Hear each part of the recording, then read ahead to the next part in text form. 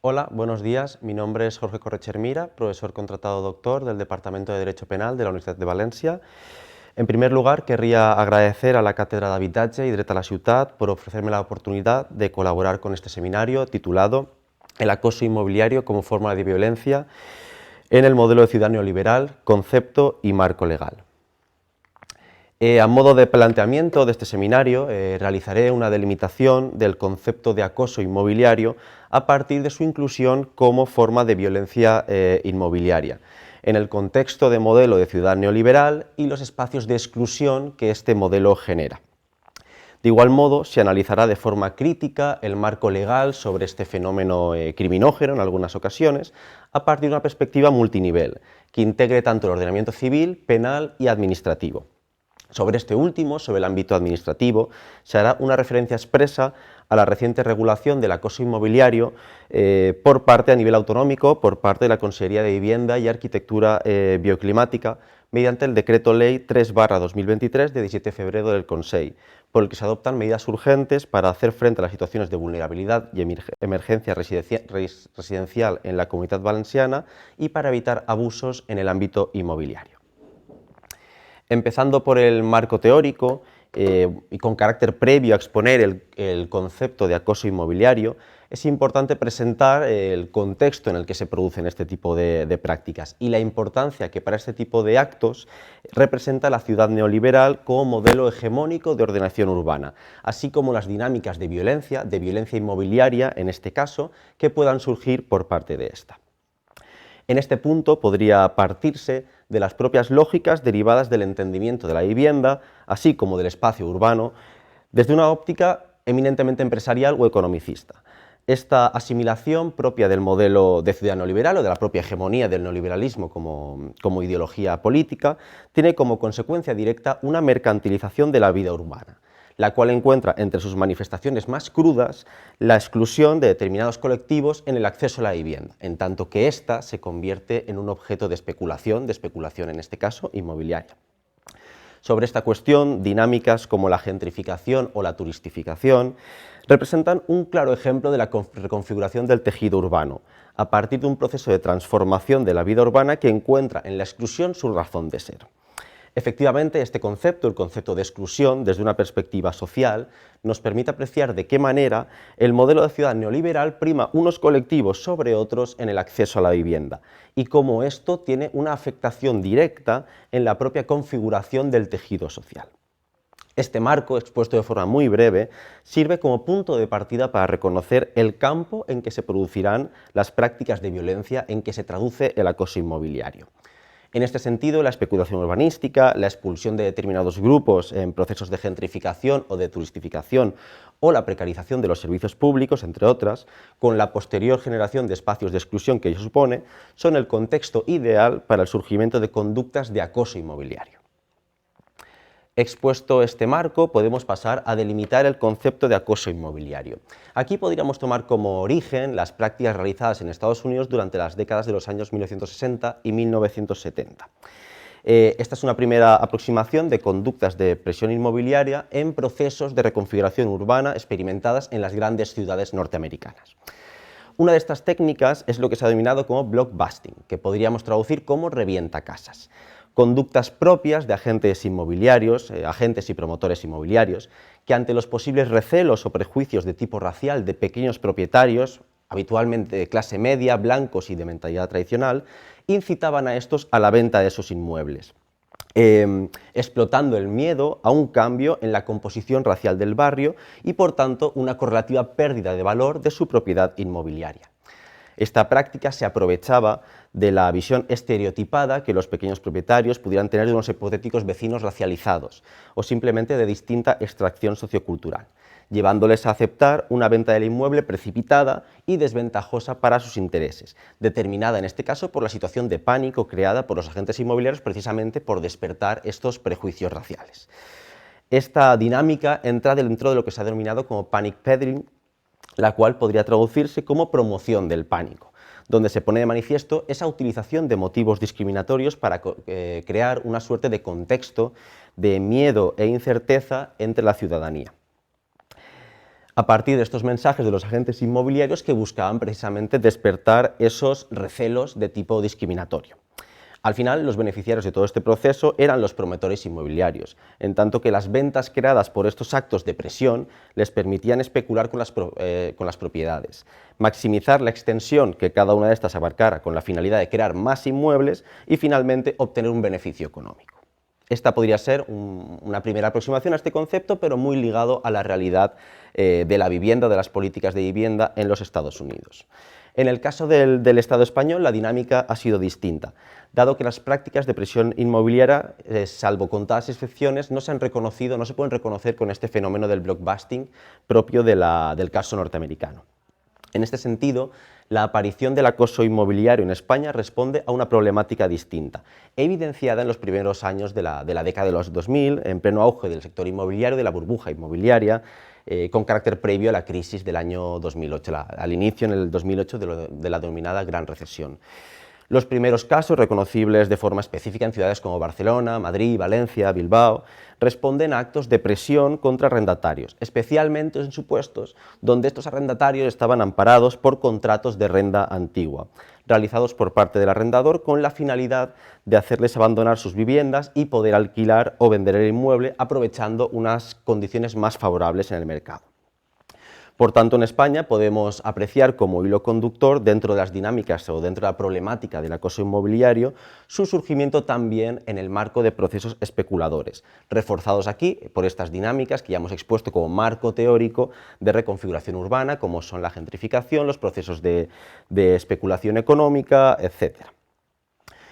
En estos casos, digamos que los conflictos que podrían darse como marco, como comportamientos estereotipados en el ámbito del acoso inmobiliario, respondían a un prototipo más cercano a priori al conflicto entre el arrendador y el arrendatario, reconocible en los supuestos donde el propietario del inmueble busca, con fines especuladores, que el arrendatario cese en el legítimo uso de la vivienda. De igual modo, también podemos apreciar este tipo de conflictos entre propietarios. Por ejemplo, cuando una persona se niega a vender el inmueble a quien ostenta la propiedad de una o más viviendas dentro del mismo, supuesto de hecho muy reconocible en los casos de acoso inmobiliario ejercido por fondos de inversión, lo que también se conoce popularmente como fondos buitre. Como elementos básicos de la conducta de acoso inmobiliario es necesario reconocer un plan preordenado, así como el carácter sistemático de las conductas realizadas, cuestión que supone que estén enfocadas a un objetivo final y que tengan, por tanto, un componente reiterativo y acumulativo. De igual modo, cabe apreciar un elemento teleológico en las conductas, es decir, un elemento de medio a fin, a partir de la existencia de un elemento tendencial presente en estas conductas que se manifiesten en el ánimo de lucro, es decir, que las conductas de acoso inmobiliario buscan un ánimo de lucro en última instancia que se reconoce en esta capacidad especuladora del acoso inmobiliario o este fin especulador del acoso inmobiliario. A modo también de caracterización de las conductas de acoso inmobiliario podemos reconocer dos grandes grupos de conductas, unas primeras que tienen un nivel físico o un nivel arquitectónico. Conductas, por ejemplo, que producen el abandono con mala fe del mantenimiento de la vivienda, por ejemplo, de las reparaciones estructurales básicas, la prestación de servicios esenciales, así como el deterioro del edificio y de los elementos comunes a estos, incluyendo aquí, por ejemplo, también la realización de sabotajes u obras de empeoramiento. Asimismo, también cabría incluir dentro de este primer grupo conductas donde se agudiza la violencia del acoso, como por ejemplo la contratación de empresas de seguridad con la finalidad de perturbar en el uso de la vivienda, por ejemplo, en el caso español, la empresa Desocupa. También podríamos apreciar un segundo nivel más centrado en el ámbito legal o institucional, el incumplimiento por parte del arrendador, un cumplimiento reiterado de las obligaciones que la ley de arrendamientos urbanos impone al arrendador, así como comportamientos que tienen como objetivo o como finalidad viciar la relación contractual entre arrendador y arrendatario, como son, por ejemplo, la subida desorbitada del alquiler, la interposición de falsas demandas de desahucio en casos de impago, cuando ha sido el arrendador el que se ha negado a recibir la renta arrendaticia. Bien, como conclusión a esta caracterización, podríamos hablar que el acoso inmobiliario manifiesta una doble dimensión. En primer lugar, una dimensión individual o personal centrada en el daño producido a la persona que pierde el legítimo uso o disfrute de la vivienda, en tanto que sufre una serie de actos que atentan contra su voluntad de permanecer en el espacio físico que determina la vivienda. Por tanto, afectan en última instancia a su dignidad por no poder gozar de un derecho fundamental. En segundo lugar, también es importante, en relación con el marco teórico que hemos expuesto al principio, hablar de una dimensión colectiva de las conductas de acoso inmobiliario. Por ejemplo, al insertarlas dentro de lo que se ha denominado como violencia inmobiliaria, entendiendo el acoso como una manifestación más de las relaciones de desigualdad estructural que atraviesan el disfrute del derecho a la vivienda. Así, igual que procesos sociales como la gentrificación o la turistificación, el acoso inmobiliario tiene una incidencia directa en el disfrute de un derecho fundamental, razón por la cual puede integrarse dentro de esta categoría de violencia inmobiliaria, aspecto que no impide también atender a esa primera dimensión individual a la que hemos hecho referencia. Descrito el concepto, vamos a pasar al marco legal, y para eso entraríamos en una primera mención muy breve al artículo 47 de la Constitución española, donde se reconoce el derecho a la vivienda. Aquí es importante considerar este derecho como un imperativo constitucional a partir de la naturaleza evolutiva de los derechos sociales y su necesaria integración como derechos fundamentales. El derecho a la vivienda no puede agotarse como una garantía prestacional, dado que su importancia como soporte para el ejercicio de los derechos fundamentales no puede quedar en el aspecto meramente declarativo, sino que, por el contrario, la importancia de la vivienda como bien de primera necesidad configura el derecho a la vivienda como un derecho existencial, entendido como un soporte y una plataforma para el ejercicio del conjunto de los derechos fundamentales. De acuerdo con esta idea, de acuerdo con esta naturaleza evolutiva de los derechos sociales, puede considerarse la necesidad de desarrollar una legislación integral contra estas prácticas, siendo este un aspecto indispensable para garantizar no solo la función social de la vivienda o la propia garantía del derecho a la vivienda, sino también el ejercicio de los derechos fundamentales. Dicho esto, establecido este primer marco normativo, podríamos pasar en primer lugar a la perspectiva civil, a describir desde qué punto de vista a nivel civil se podría regular el acoso inmobiliario. Esta sería una primera instancia de respuesta contra las prácticas que puedan identificarse como acoso inmobiliario. Efectivamente, en el ámbito de las relaciones entre el arrendador y el arrendatario pueden producirse incumplimientos de los deberes que la ley impone al arrendador, de forma que cabría acudir a la jurisdicción civil para reclamar el cumplimiento o la resolución del contrato.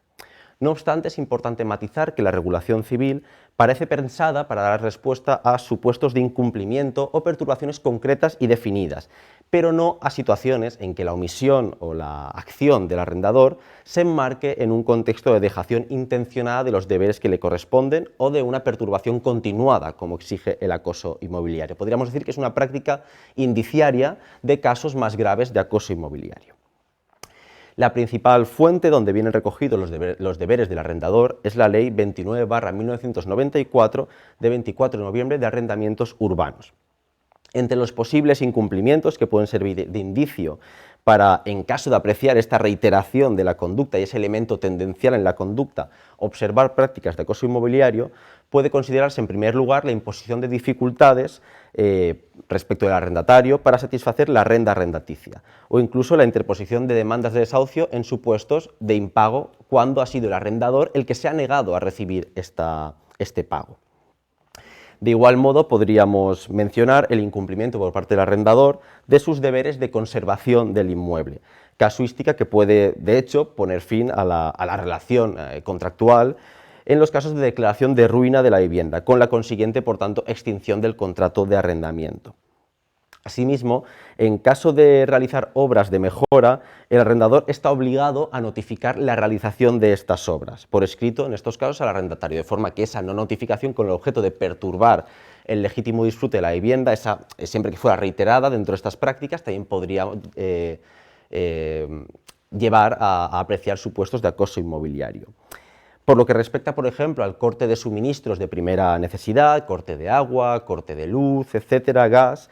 en casos donde el arrendador solicita la baja de estos por ser el titular y el arrendatario no puede disfrutar de estos servicios, no existe como tal un deber por parte un deber recogido de forma expresa en la Ley de Arrendamientos Urbanos por parte del arrendador, pero sí que podríamos deducirlo del artículo 26 de la LAU relativo a la habitabilidad, a mantener las condiciones de habitabilidad de la vivienda. Si el arrendador cesa en estos servicios de primera necesidad, cesa en el servicio los servicios de primera necesidad, podría considerarse aquí también un indicio para apreciar supuestos de acoso inmobiliario.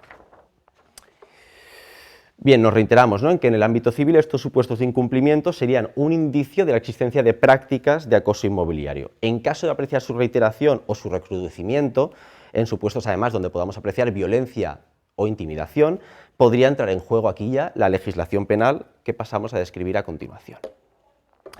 Aquí, en primer lugar, cabe volver un poco al contexto, ¿no? Es decir, los años previos a la crisis del año 2008 se vivió un clima de euforia especuladora en el sector inmobiliario, el cual actuó como detonante del surgimiento de prácticas de presión inmobiliaria o acoso inmobiliario, aumentando así la discusión pública, ¿no?, sobre esta problemática en el debate público y, por ende, también la discusión político-criminal. No obstante, la inclusión específica en el Código Penal de las prácticas de acoso inmobiliario no se produjo hasta el año 2010, si bien su tratamiento penal por parte de los tribunales se inició previamente para dar respuesta a estos primeros supuestos acontecidos en este contexto de la burbuja inmobiliaria, incardinando la relevancia penal de estos supuestos dentro de los delitos de coacciones del artículo 172.1 del Código Penal y contra la integridad moral del 173.1 del Código Penal. En primer lugar, por lo que respecta a la primera posibilidad, en relación con el delito de coacciones, es importante matizar que uno de los elementos estructurales de este delito es la existencia de una violencia previa, que es la que exige el artículo 172.1 del Código, afectando directamente este ilícito penal a la libertad de obrar de las personas. En este sentido, su objeto de protección es la voluntad ya formada, el no poder hacer aquello que la persona quería hacer en ese momento, la cual se ve alterada por los actos, los comportamientos de terceras personas. En el caso concreto del abuso inmobiliario, del acoso inmobiliario, los comportamientos llevados a cabo por el propietario o por el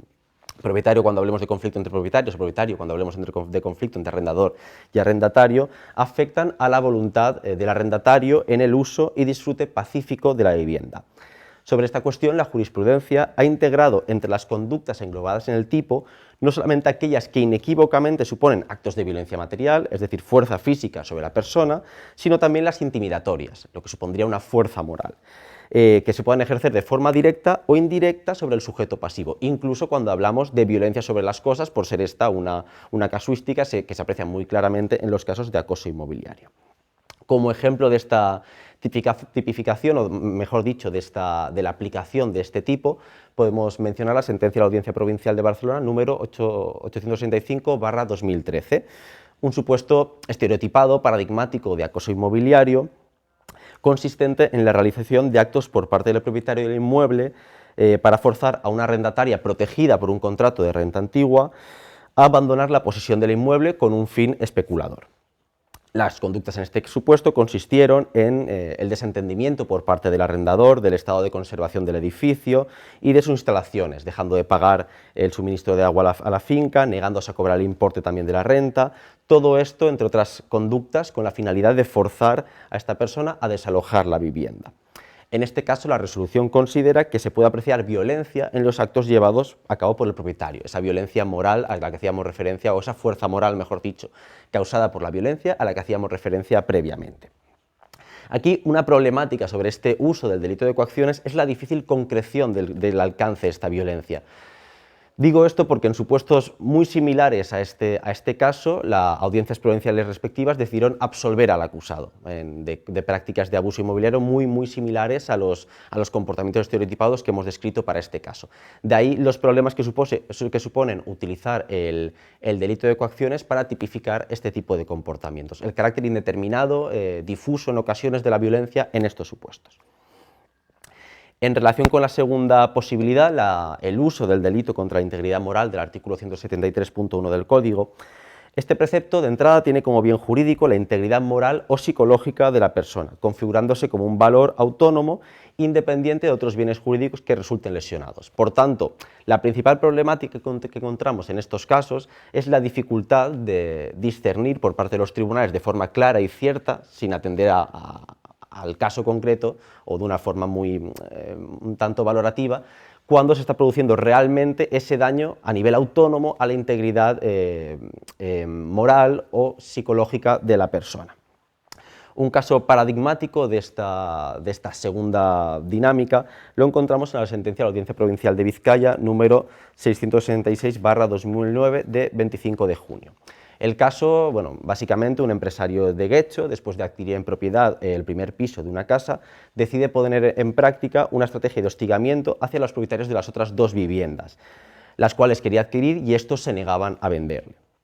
El plan consistió en pactar un alquiler mensual simbólico de €1 con una familia de unas 30 personas en situación de indigencia, para que instalaran el inmueble de su propiedad y como contrapartida causaran todo tipo de molestias, así como desperfectos en la casa, con la finalidad de forzar la venta de los otros dos propietarios. Durante el tiempo que se prolongó esta práctica se llevaron a cabo actos de hostigamiento, tales como arrojar con asiduidad todo tipo de objetos desde las ventanas, ocasionar filtraciones de agua porque los vecinos utilizaban toda una habitación como bañera, invadir viviendas de los vecinos o arrojar excrementos a sus coches, etc. En este caso se entiende la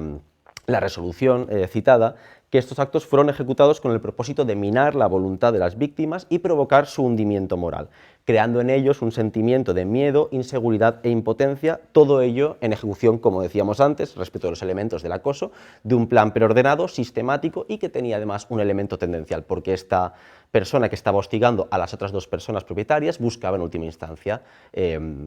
especular con esas dos viviendas. Bien, en este caso concreto, los comportamientos realizados no son de forma individual delictivos, los que hemos ido mencionando, pero sí que dañan de forma clara ese bien jurídico protegido un tanto difuso, ¿no?, de la integridad moral o la integridad psicológica de la persona, que se aprecia en este caso por ese hostigamiento sistemático y premeditado, encaminado en última instancia a conseguir esa finalidad, ¿no?, por parte del que sería aquí el autor mediato de los comportamientos, que es el empresario que contrata a este grupo de personas en situación de indigencia para llevar a cabo estas prácticas. Bien, este uso de los delitos de coacciones y contra la integridad moral para subsumir las conductas de acoso inmobiliario se confirma en el año 2010 con la tipificación expresa por parte mediante la Ley 5/2010 de reforma del Código Penal del acoso inmobiliario como formas agravadas del delito de coacciones y del delito contra la integridad moral. Se impone, por tanto, en el artículo 172.2 una modalidad agravada. Se impone la pena en su mitad superior cuando esos delitos de coacción estén ejercidos y tuvieran como objetivo impedir el legítimo disfrute de la vivienda. Y respecto del trato degradante se incluye también un último apartado que dice literalmente que se impondrá también la misma pena al que de forma reiterada lleve a cabo actos hostiles o humillantes que sin llegar a constituir trato degradante tengan por objeto impedir el legítimo disfrute de la vivienda. Posibles críticas a esta tipificación ya expresa del acoso inmobiliario. Esta opción seguida por el Código Penal no supone un cambio cualitativo respecto de la situación anterior, en tanto que en los mismos tipos penales donde está subsumiendo estas conductas pasan a ser los que ya positivamente recogen el acoso inmobiliario. Se critica por parte de la doctrina que no se tipifica un delito autónomo que podría abarcar de forma amplia todas aquellas conductas contrarias al legítimo uso de la vivienda. Podría abarcarse conductas de acoso inmobiliario, pero también otras, y de esta forma se daría una mayor regulación más clara a aquellas conductas más graves que pudieran ser delictivas, que atentaran contra el legítimo uso de la vivienda. Esta nueva regulación reproduce en cierta medida los problemas que hemos mencionado ya a nivel de interpretación del tipo respecto de las dos posibilidades, ¿no? La inconcreción de ese requisito de la violencia en el caso de las coacciones y también la inconcreción, ¿no?, de ese valor autónomo representado por la integridad moral o la integridad física, psicológica. Serían un poco las principales críticas que se le podrían dirigir y que realmente eran las que estaban haciendo que en muchos casos no se llegara ni siquiera a estudiar penalmente los supuestos de acoso inmobiliario, porque se solía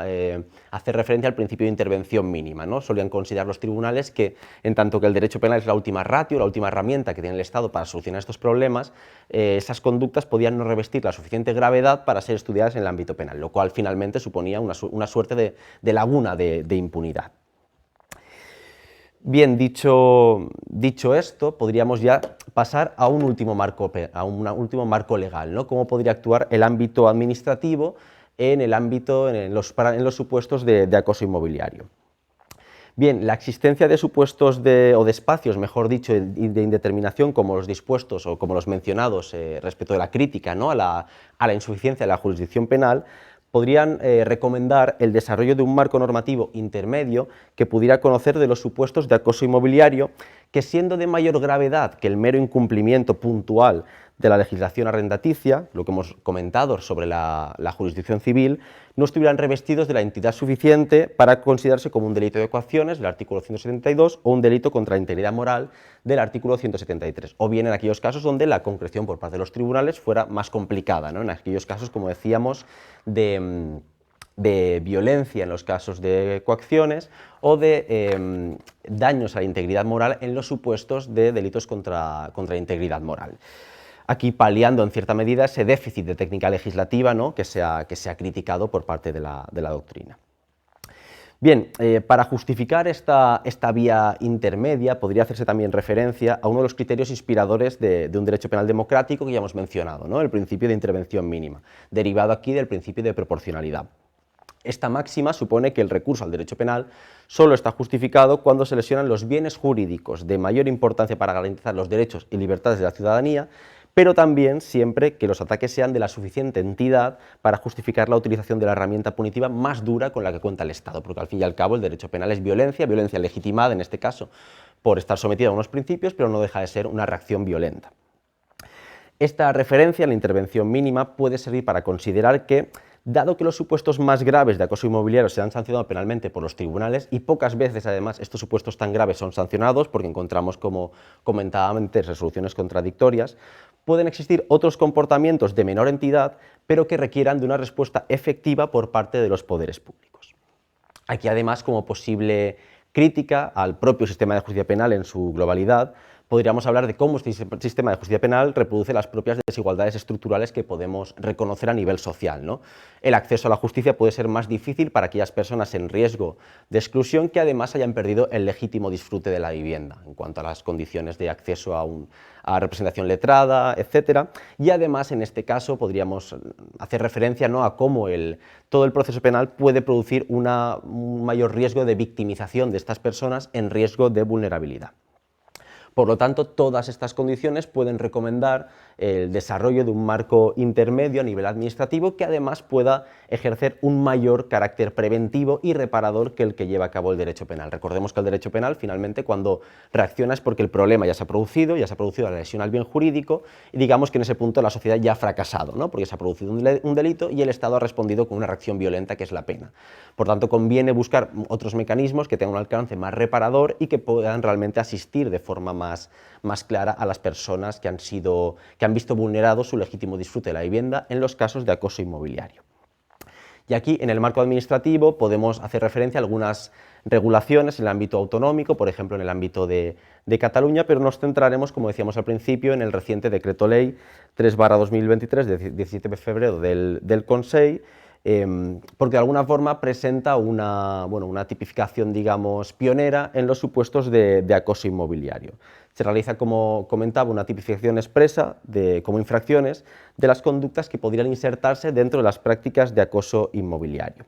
Este decreto ley, entre sus principales novedades, sobre todo en el ámbito del acoso inmobiliario, tipifica en los artículos 32 a 34 las conductas de acoso inmobiliario. Aquí castigadas en el ámbito, o sancionadas, mejor dicho, en el ámbito administrativo, siempre que no puedan ser objeto de infracción penal.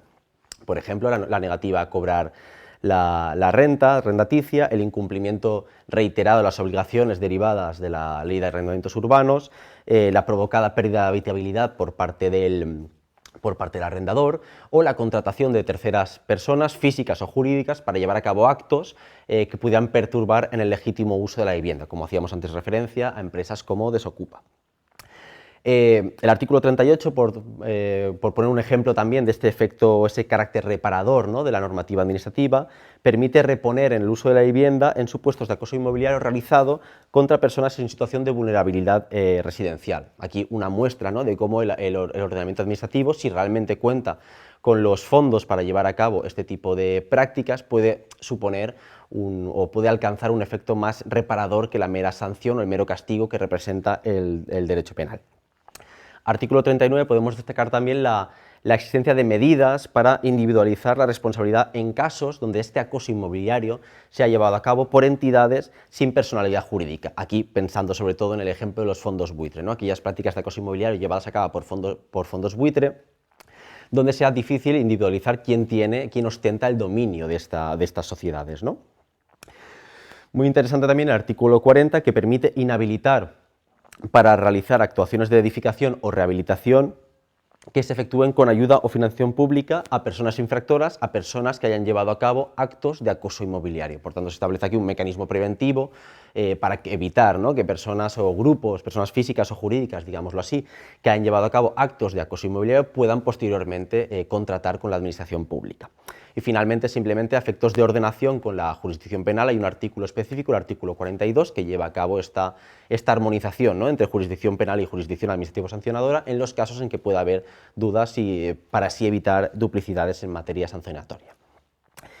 Bien, a falta de observar la implementación y el desarrollo normativo de este decreto, este marco legal podría considerarse que puede ofrecer una vía intermedia, ¿no?, esa vía intermedia a la que hacíamos referencia antes, para responder a los supuestos de presión inmobiliaria que no puedan ser atendidos por las insuficiencias de la legislación penal, especialmente cuando nos encontramos en supuestos de vulnerabilidad y de emergencia habitacional. Bueno, a modo de conclusión, para cerrar este seminario, partimos, ¿no?, de esa crítica al modelo de ciudad neoliberal, un modelo de ciudad neoliberal que permite el surgimiento de espacios de exclusión social, generadores a su vez, en el caso específico de la vivienda, de problemas en el acceso a esta vivienda por grupos que puedan encontrarse excluidos por materia económica, etcétera, ¿no?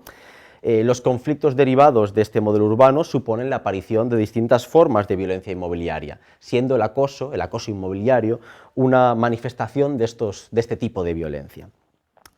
En mi opinión, la solución no debe pasar por sancionar, sino por tratar de revertir estas dinámicas, que al final lo que hacen es perpetuar la desigualdad estructural en el acceso al legítimo disfrute de la vivienda. No obstante, el desarrollo de políticas públicas transformadoras en materia de vivienda puede venir acompañado por la regulación, sea penal o sea administrativo-sancionadora, pero siempre que sea una regulación mesurada y adecuada de este tipo de prácticas, con el objetivo de prevenir su realización,